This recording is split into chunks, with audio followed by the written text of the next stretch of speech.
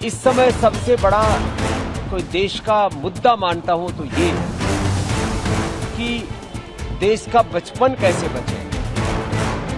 कुछ लोग देश का बचपन का इस्तेमाल कर रहे हैं आंदोलन में। దేశంలో హిందువులు ముస్లింలు ప్రమాదంలో లేరు, ప్రమాదంలో ఉన్నది మన దేశ బాల్యం, యువతరం మాత్రమే అంటూ యోగా గురు బాబా రామ్దేవ్ సంచలన వ్యాఖ్యలు చేశారు. ఛత్తీస్గఢ్లోని రాయ్పూర్లో మాట్లాడిన ఆయన వివిధ రకాల ఆందోళనలు, నిరసనల్లో చిన్నపిల్లలను వాడుకోవడం పైన తీవ్ర ఆగ్రహం వ్యక్తం చేశారు. నిరసనల పేరుతో రాజ్యాంగ విరుద్ధమైన అరాచకం సృష్టించొద్దని, దేశంలో విద్య, వైద్య రంగాలను మార్చాల్సిన బాధ్యత ప్రభుత్వం పైన ఉంది అంటూ రామ్దేవ్ ఏమన్నారో ఆయన మాటల్లోనే వినండి. देश में न हिंदू खतरे में है, न मुसलमान, न सिख, न ईसाई, न जैन, न बौद्ध, न ब्राह्मण, न क्षत्रिय, न वैश्य, न शूद्र, न दलित, न आदिवासी, वनवासी, न एससी एसटी। देश में खतरे में है देश का बचपन, देश की जवानी, देश का वर्तमान और देश का भविष्य, देश की प्रकृति, देश की संस्कृति और सभ्यता, देश की अखंडता और संप्रभुता। इसलिए मैं इस समय सबसे बड़ा कोई देश का मुद्दा मानता हूं तो ये कि देश का बचपन कैसे बचे। कुछ लोग देश का बचपन का इस्तेमाल कर रहे हैं आंदोलन में।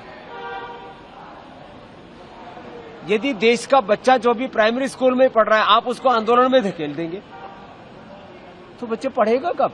उसको पता ही नहीं कि आंदोलन क्या होता है। आपने उसको फूंक मार दी कि जा तू भी जा करके थाने का घेराव कर ले, तू भी सड़क पे उतर जा, तू भी एडीएम और डीएम का घेराव कर ले। छोटे बच्चों को आंदोलनों में नहीं धकेलना चाहिए, पूरी दुनिया में कहीं नहीं होता। आंदोलन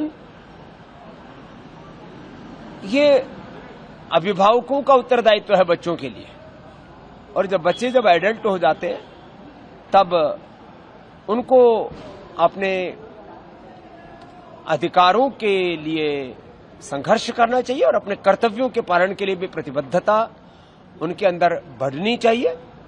देश में अराजक आंदोलन तो नहीं, हां देश में संविधान की, लोकतंत्र की रक्षा के लिए संवैधानिक, लोकतांत्रिक, नैतिक, आध्यात्मिक, मानवीय मूल्यों पर आधारित आंदोलन होने चाहिए। मैं इसका समर्थक हूं।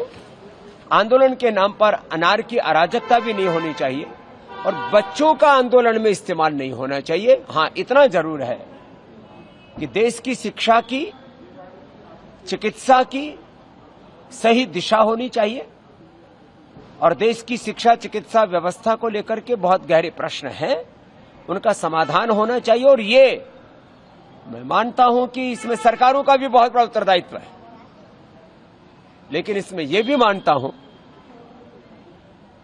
कि ये व्यक्ति केंद्रित व्यवस्था नहीं है। किसी एक पक्ष या प्रतिपक्ष के, किसी एक व्यक्ति के सामर्थ्य की बात नहीं है कि वो पूरे देश की व्यवस्था बदल सके। इसके लिए 3 स्तर पर जागरूकता चाहिए। एक सामाजिक जागरूकता, एक राजनीतिक जागरूकता, तीसरी प्रशासनिक रूप से जागरूकता। जो लोग बड़े उत्तरदायित्वों में हैं उन सबको सामूहिक रूप से समझना होगा कि देश के सामने जितने भी बड़े प्रश्न हैं, बच्चों को लेकर के, युवाओं को लेकर के, नौकरियों को लेकर के, देश के भविष्य को लेकर के, प्रकृति पर्यावरण को लेकर के, सभी दिशाओं से देश को उन्नत बनाने के लिए सभी लोगों को पुरुषार्थ करना पड़ेगा। हां